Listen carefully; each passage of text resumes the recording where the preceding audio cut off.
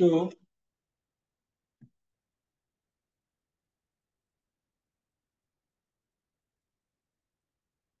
যদি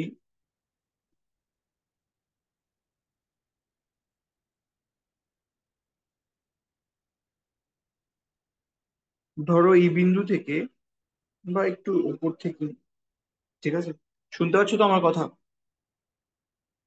তো এখান থেকে যদি কোনো পাথর ঢিলকে অনুভূমিকের সাথে কিছু কোণ করে উপরের দিকে ছোড়া হয়, এখান থেকে যদি ছোড়া হয়, তোমরা কি দেখেছো? এটা ঠিক উপরে উঠে আবার নিচে পড়ে যায়। পড়ে যায় না? আর ধরো এই সেই অনুভূমিক রেখাটা, ঠিক আছে? তো এইখানে সে ট্রাস। আচ্ছা, তোমরা তোমরা তো এখন ক্লাস 11-এ তোমরা প্যারাবোলা অর্থাৎ কি বলে বাংলায়, যাই হোক, তোমরা এই ধরনের কোনো এটা বৃত্তচাপ, এটা তো কোনো বৃত্ত নয় না? এটা ঠিক এরকম, ঠিক আছে? এই এই ধরনের কার্ভ গুলোকে কি বলে জানো তোমরা, নিমপিত? তোমরা ম্যাথে করেছো এটা?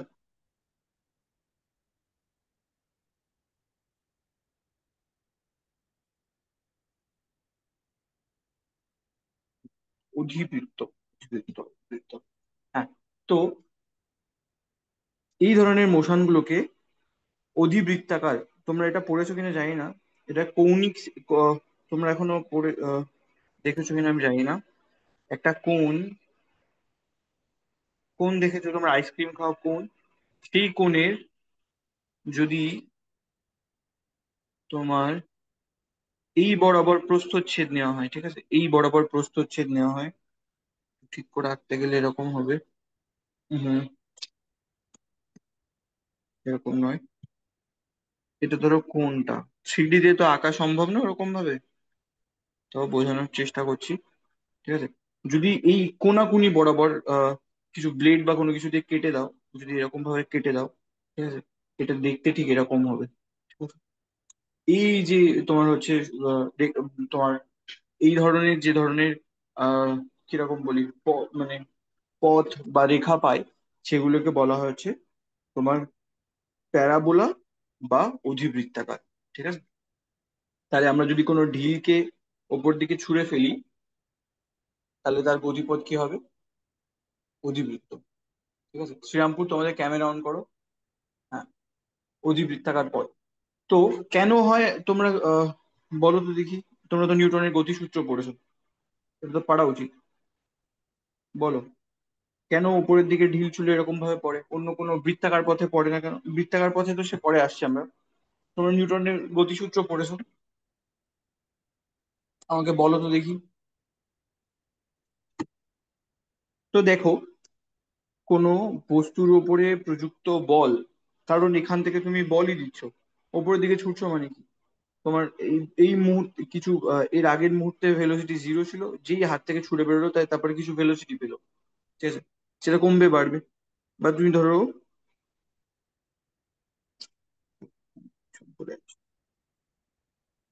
আমি ধরো এই জিনিসটাকে এই পাশে আঁকার চেষ্টা করছি।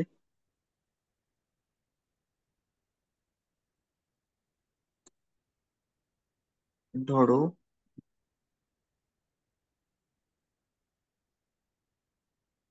হ্রাসের গতি প্রথমে আমি একটা ভেলোসিটি দিয়ে ওপরের দিকে আহ, ছুটছি, ঠিক আছে?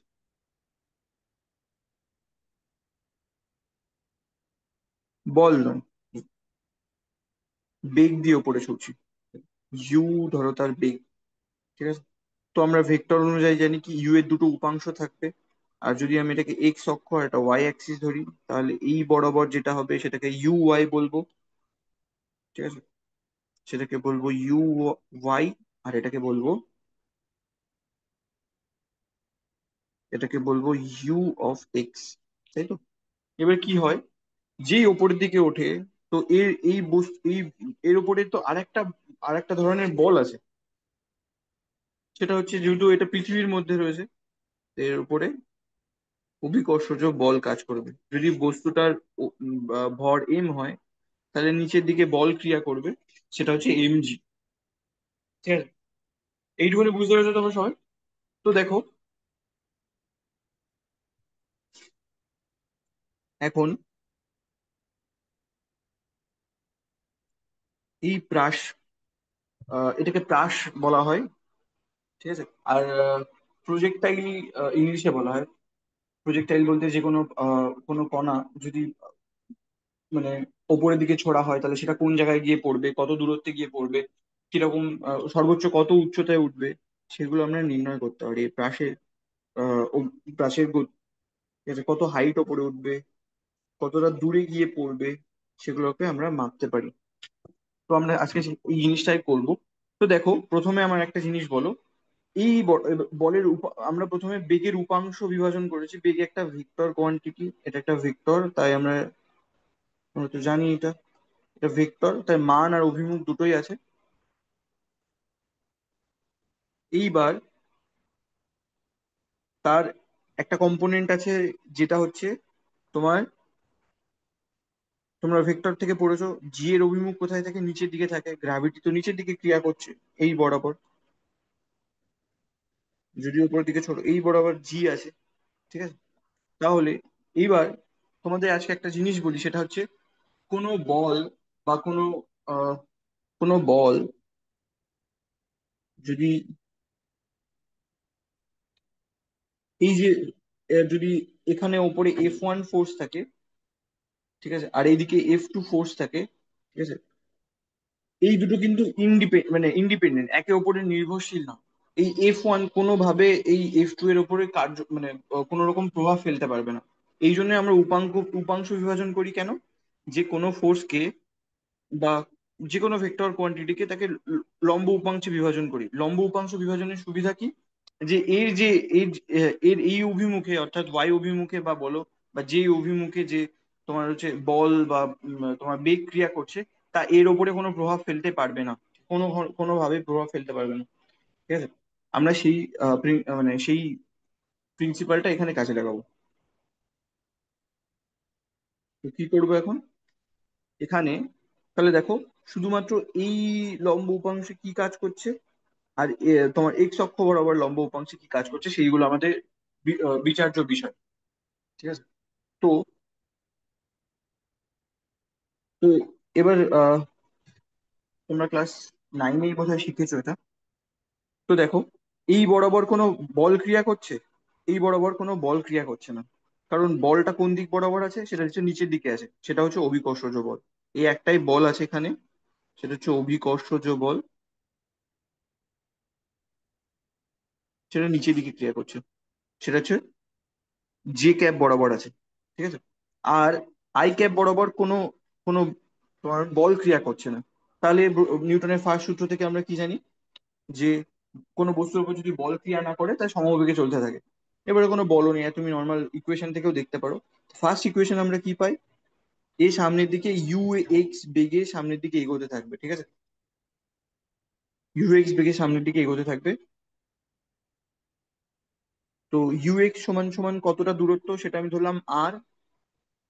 আর টি সময় নেই, টি হচ্ছে এর তোমার কতক্ষণ ধরে মানে পর্যায়কাল বলতে পারো, পর্যায়কাল নয়, এর ফ্লাইট টাইম বলে, মানে এই প্রজেক্টাইল মোশনটা কতক্ষণ ধরে হচ্ছে সেটাকে টি দিয়ে ডিনোট করছে। কতক্ষণ ধরে হচ্ছে প্রজেক্টাইল মোশনটা। এবার আমাকে বলো তো দেখি, যত ওপরের দিকে উঠবে, এই এমজি তো সব, এমজি তো এরকম না যে হাইটের উপর ডিপেন্ড করে হয় না।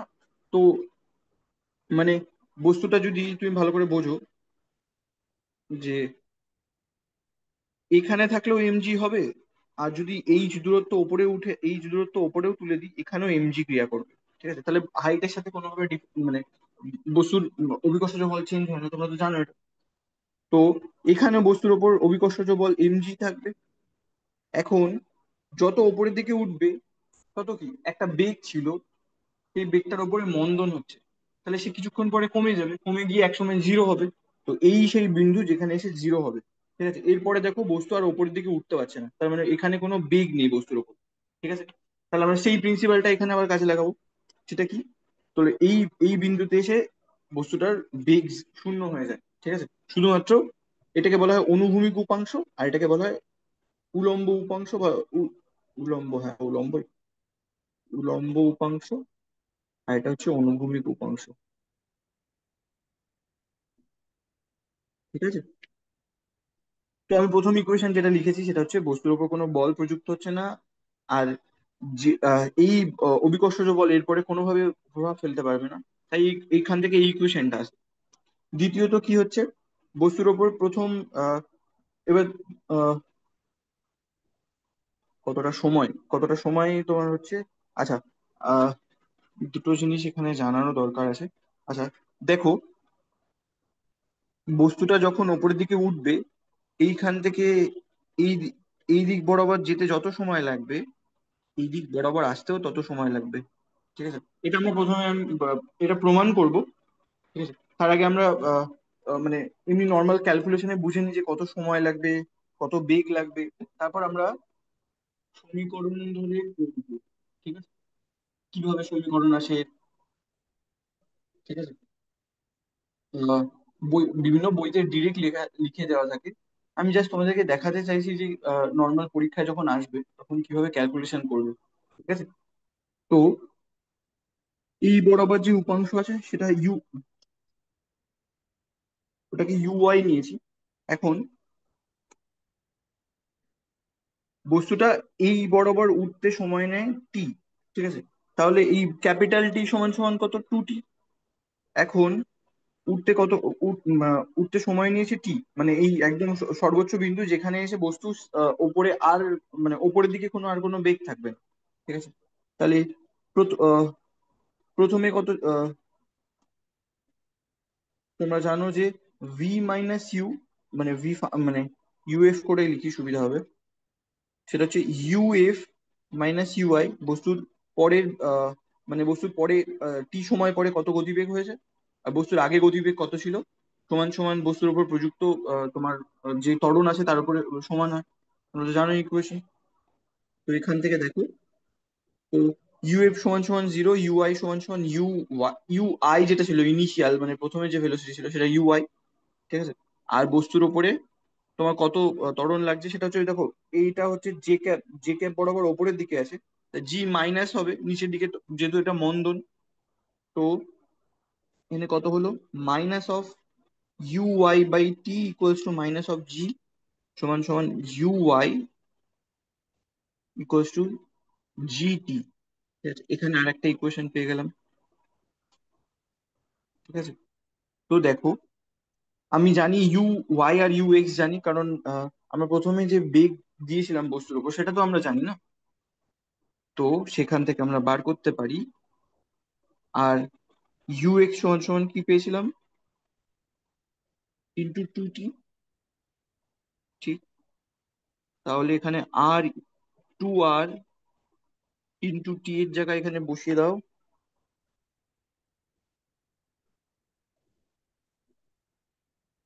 এখানে বসিয়ে দাও, টি এর ভ্যালু কত আছে এখানে, you Y by G,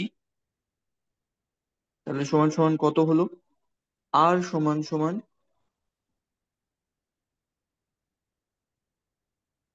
U X G by 2 U Y. রাশির এটা হচ্ছে তোমার কি বেরোলো, যে কত দূর, মানে অনুভূমিক বরাবর কতটা দূর যাবে, ঠিক আছে? এটাকে তুমি ভেঙে লেখো,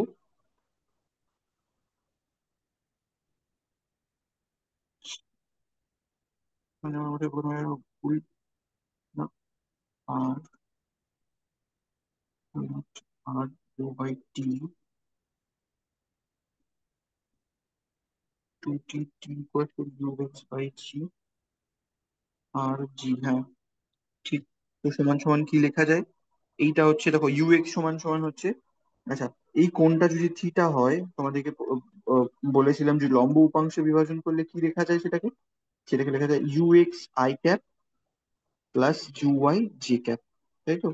তাহলে এক্স কি হয়, কস কস থিটা, মানে এই ভেক্টরটার মান into cos theta I cap plus U vector sine theta J cap, তাই তো? তাহলে এখানে কি বসাবো? ওপরে ইউ বসাবো, ইউ, এটা এখানে কস থিটা, এটা তো ইউ এক্স, এই পোর্শনটা ইউ এক্স, কস থিটা, নিচেও হচ্ছে two U sine theta into G. ঠিক, তাহলে তোমার কি দাঁড়ালো? ইউ ইউ কেটে গেল, তার মানে হচ্ছে কট থিটা, আচ্ছা cos theta by sine theta হচ্ছে cot theta, cot theta G by two, এরকম আসবে বোধহয় সম্ভবত, cot theta G by two. ঠিক আছে, তোমার তো কোনো ভেলোসিটি টার্ম তো নেই। হুম,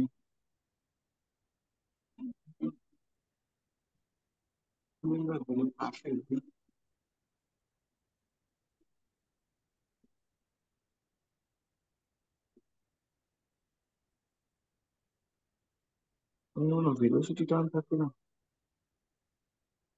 হুম, হ্যাঁ রে, কোনো জায়গায় ভুল করিস, জিটি।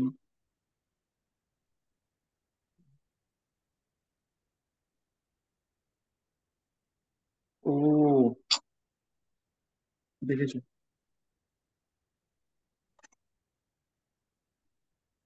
তুমি আমাদের এটা তোমরা ইকুয়েশন দেখছো না?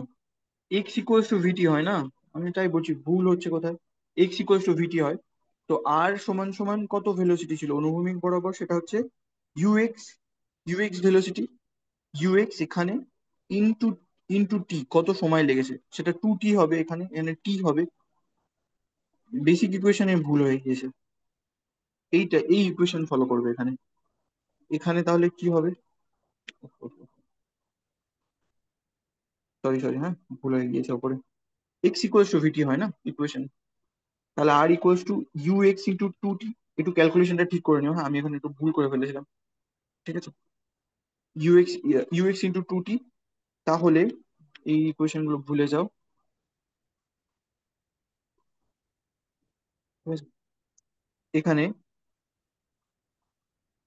তাহলে কি হলো যে ইউ এক্স, টি এর জায়গায় এটা বসিয়ে দাও টু, আর টি এর জায়গায় হবে হচ্ছে U X U Y by G, এই জন্য ইকুয়েশন ভুল হচ্ছিল। Two by G, U X U Y কি হয় এটা তোমার, ইউ এক্স আর ইউ ওয়াই, এটাকে যদি লিখি two of G U cos theta U sine theta, হ্যাঁ, তাহলে এখান থেকে কি আসলো, মড অফ ইউ স্কোয়ার আর two sine theta cos theta. না, ডাইমেনশনালি কখনো কারেক্ট হবে না। হুম, তোমরা হলে মাত্রা, মাত্রা মাত্রা শিখেছো তো ফিজিক্সে, তো সেখানে ওই মাত্রাই তো প্রথমে গন্ডগোল হয়েছিল, আমার খেয়াল করিনি। Sorry sorry, sine of two theta, এটাই হচ্ছে তোমার হচ্ছে কত দূর যাবে ব্রাশের এখানে ব্রাশের পাল্লা বলে বোঝায়। আর ব্রাশের অনুভূমিক পাল্লা মানে কতটা দূর গিয়ে পড়বে, তুমি যদি ঢিলটা ছোড়ো ইউ ভেলো, ইউ বেগে, যার মানটা হচ্ছে U, mod of U square, sorry, mod of U square by জি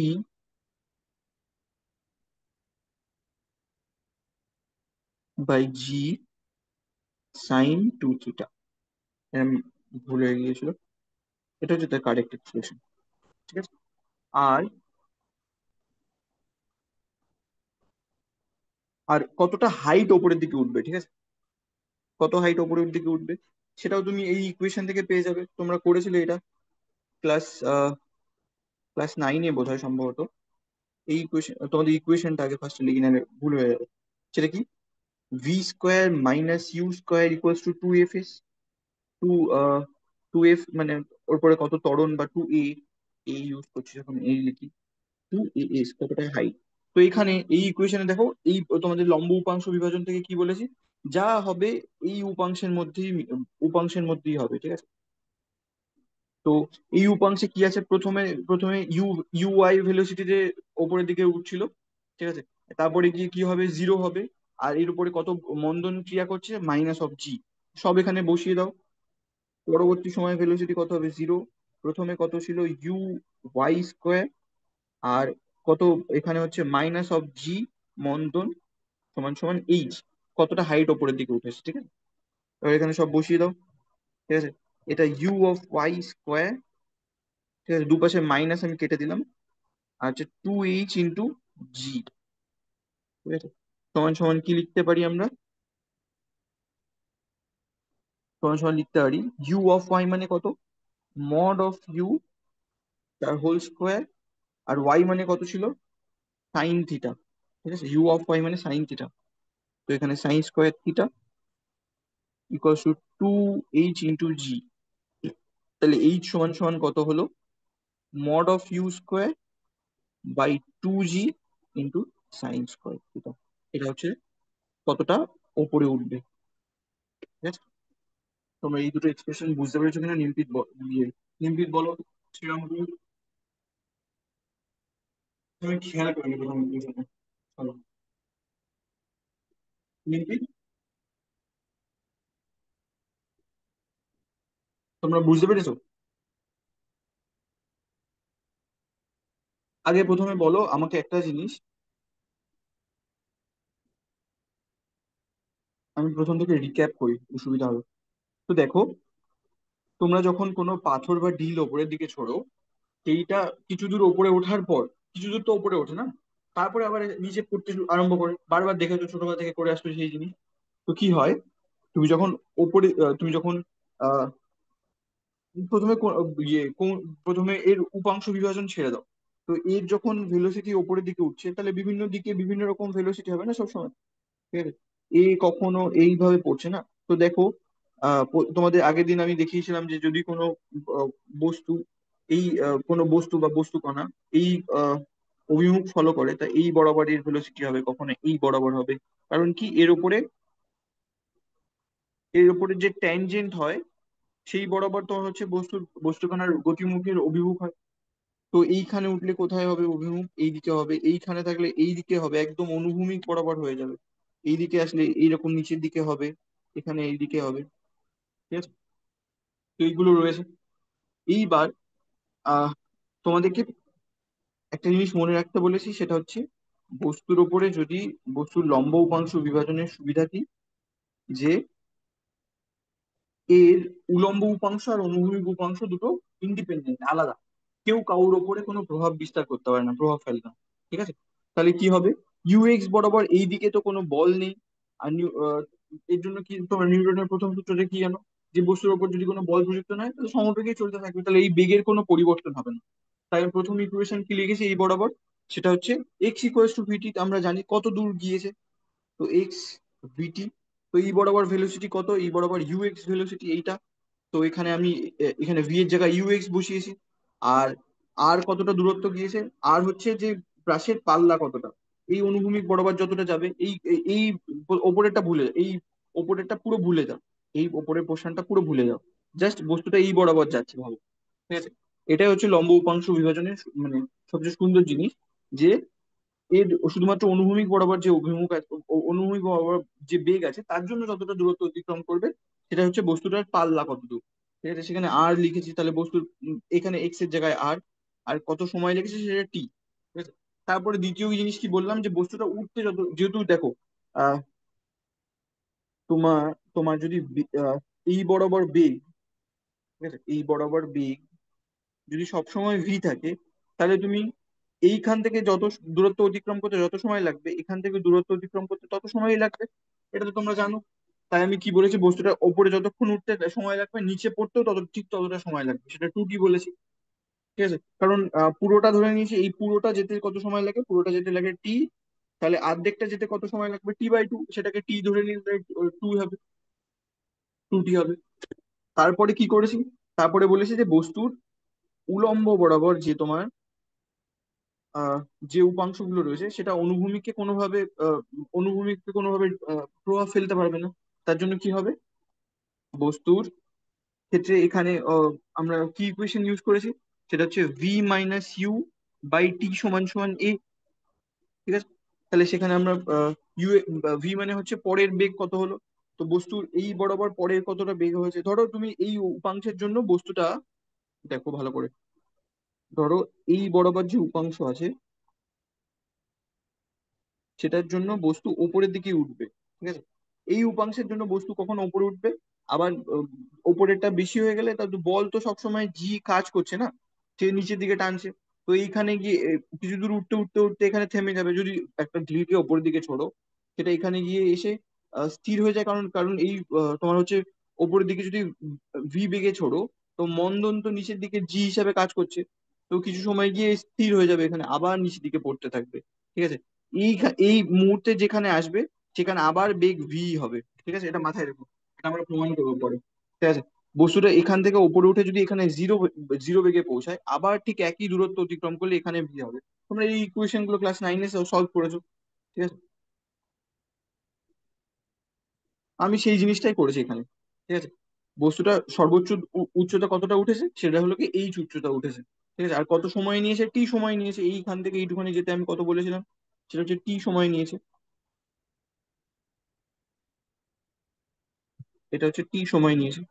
তাই আমি এখানে তোমার হচ্ছে ইকুয়েশনে বসিয়ে দিয়েছি কি, পরের ভেলোসিটি কত জিরো হয়, আগের ভেলোসিটি কত ইউ হয়, বাই টি হচ্ছে কত সময় উপরে উঠবে সেটা টি, আর মন্দন কত আছে মাইনাস অফ জি। ইকুয়েশন এইটা পেলাম, ঠিক আছে। তারপর এই দুটো ইকুয়েশন দিয়ে যে ইকুয়েশন সলভ করে পেলাম সেটা হচ্ছে এইটা, বস্তুর পাল্লা কতটা, ঠিক আছে, এই ইকুয়েশন। ক্রাসে কত দূর অনুভূমিক ভাবে অতিক্রম করতে পারবে, ঠিক আছে। তারপরে দ্বিতীয় কি করলাম, তোমার কতটা উচ্চতা উঠবে, ঠিক আছে। সময় আমি এখান থেকে কি পেয়ে গেলাম, প্রথমে হচ্ছে কত দূরত্ব, বস্তুটা অনুভূমিক ভাবে কত দূরত্ব যাবে, বা ব্রাশের পাল্লা বলা হয় এটাকে, ঠিক আছে। ব্রাশের পাল্লা, ঠিক আছে। আর এই এখন আর তোমার এখান থেকে বস্তুটা কত উচ্চতা উঠবে সেটা এখান থেকে সেটা এখান থেকে পেয়ে যাবে। সেটা কি, কোন ইকুয়েশন ছিল, V square minus U square by two equals to F. তোমরা এটা ক্লাস 11-এ ক্লাস 9-এ করেছো হয়তো, ঠিক আছে? তো এখানে আমি বস্তুর প্রথমে কত ছিল, সেটা হচ্ছে ইউ ওয়াই এই বরাবর যে তোমার বেগ ছিল। বস্তু ওপরে ওঠার পর কত বেগ হলো, শূন্য বেগ। তাহলে সেখান থেকে আমরা তারপরে আর বস্তুর উপর কত তোমার হচ্ছে এই, এটা তো তোমার ত্বরণকে বোঝায়, তো এখানে মন্দন ক্রিয়া করছে তাই মাইনাস অফ জি লিখেছি। আর কতটা দূরত্ব অতিক্রম করে সেটা হচ্ছে কতটা হাইট উঠেছে, সেটা এইচ লিখেছি। তো এখান থেকে সলভ করে আমি বস্তুর হাইট পেয়ে গেলাম। এই দুটো ইকুয়েশন খুব ইম্পর্টেন্ট, ঠিক আছে। এইবার আর তোমাদেরকে কি বলি, সেটা হচ্ছে বস্তুর এবার দেখো সুবিধাটা কি, টি মানে পর্যায়কালটা কত হবে। পর্যায়কাল তুমি ইজি পেয়ে যাবে, পর্যায়কাল সমান সমান কি হবে, সেটা হচ্ছে আর বাই ভি অফ এক্স। সে প্রথমে ওপরে আছে ভি অফ এক্স, তো সমান সমান কি পাবে,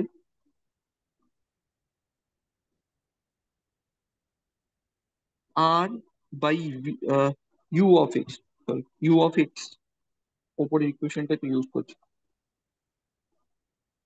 ইউ অফ এক্স সমান সমান কি, mod of U by mod of U into cos theta. তো এখানে তুমি আর এর মান বসিয়ে দাও, সমান সমান কি হচ্ছে, mod of U square sine 2 theta G U cos theta.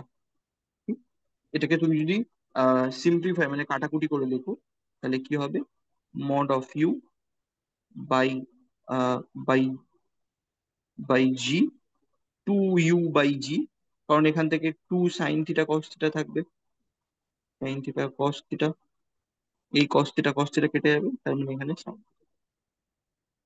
এটা হচ্ছে বস্তুর তোমার পর্যায়কাল কত সময় লাগবে, ঠিক আছে। এই হচ্ছে তোমার টোটাল ক্যালকুলেশন। আজকে এই পর্যন্ত থাকলো। নিম্পি, নিম্পি, তোমাদের কোনো প্রশ্ন আছে?